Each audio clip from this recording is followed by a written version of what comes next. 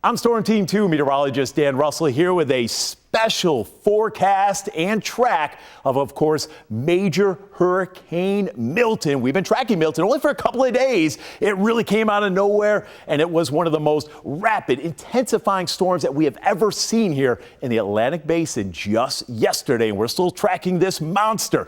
Now, I do want to kind of look at the historical kind of precedents, if you will, of landfalling hurricanes, especially here in the Gulf of Mexico. We're starting off, all these yellow lines and also circles and symbols represent where a Category 1 hurricane, where it tracked and ultimately did make landfall. And you can see numerous Category 1 storms making landfall, not as many Category 2, but still a pretty good amount. And of course, as we see the strength of these hurricanes increase, we're now up to a Category 3. Not as many, certainly not as many Category 4 catastrophic hurricanes. Not too many tracks there. And then, of course, you ultimately get to the Category 5s, and ultimately there's only been about 3 that have actually made landfall here in the lower 48, including Andrew, Camille, Michael.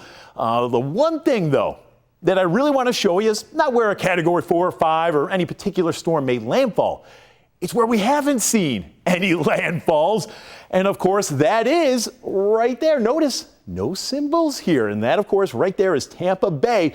We don't have a historical really reference on what to expect because the Tampa area has not been hit with a tropical system in such a long time, easily more than 73 years. The last time a major hurricane hit the Tampa area was 1921.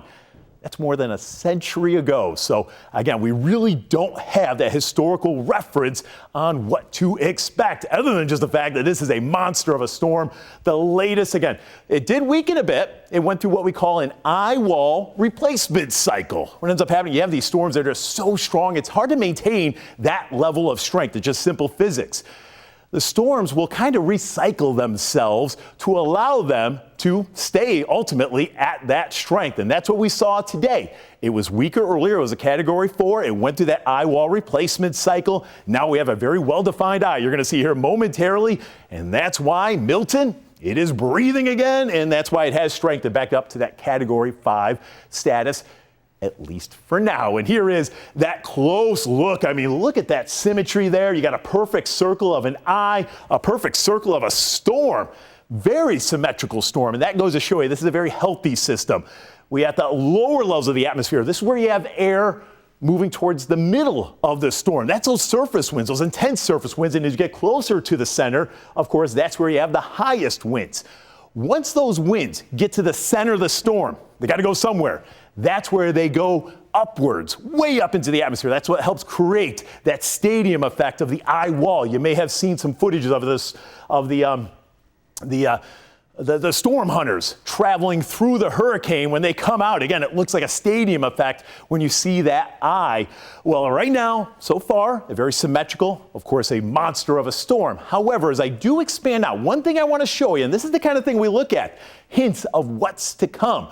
As we look north of Milton, this is the Gulf of Mexico right here. That's the Yucatan. There's Florida. But as we do look north of Milton, the brighter colors represent very cloud tops, very high cloud tops, strong cloud tops, if you will. The brighter the colors, the reds, the oranges, the stronger the overall activity, the overall weather that we're seeing here. Notice we had quite a bit of red, yellows, and oranges north of Milton out of some of this activity earlier today. But within the last few hours, those colors have just evaporated, and that's because the atmosphere here isn't as strong or as conducive, if you will, from where Milton is currently located. And as Milton gets into that part of the Gulf of Mexico, that's why we do anticipate some weakening. Key word there, being some, because we are still talking more than likely a major hurricane making landfall in an area that does not see major hurricanes make landfall. But as of right now, sometime tomorrow night, whether it's around or just after midnight, we are still expecting a Category 3 hurricane making landfall. That official track has shifted a little further south. It very well could wobble back to the north, and that's going to be key. Where does Milton truly make landfall? Because the overall impacts, they're going to be different depending on where you're located compared to the center of Milton. So with a hurricane, you get that counterclockwise wind going around it. That means it's this right front quadrant. That's where you have the onshore winds. That's where you have the winds driving all that water to the shore and eventually onto the shore. On the left side of the storm, though, that's where you have offshore winds. You actually get water getting driven away from the coast. So this southerly track, well, at least for now, is certainly good news for Tampa. That is not good news south of Tampa, whether it's Bradenton, in around Sarasota, Anna Marie Island.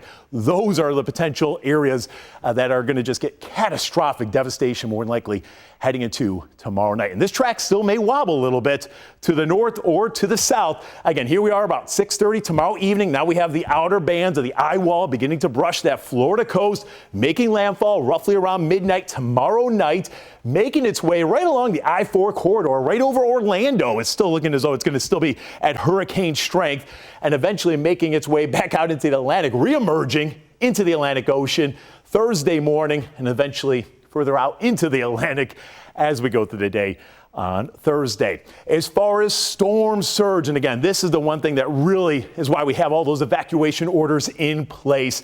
A potential 10 to 15 foot storm surge, and then you're going to throw another 10 or so foot waves on top of that, but you can see this entire area of potentially 10 to 15 foot storm surge, including Tampa Bay. Now, the key is, where does the center of that storm? Because if the center does make landfall, say, towards Sarasota, I wouldn't think we would see a 10 to 15 foot storm surge here, but certainly higher amounts, not only in Sarasota, but even as you get down towards Fort Myers.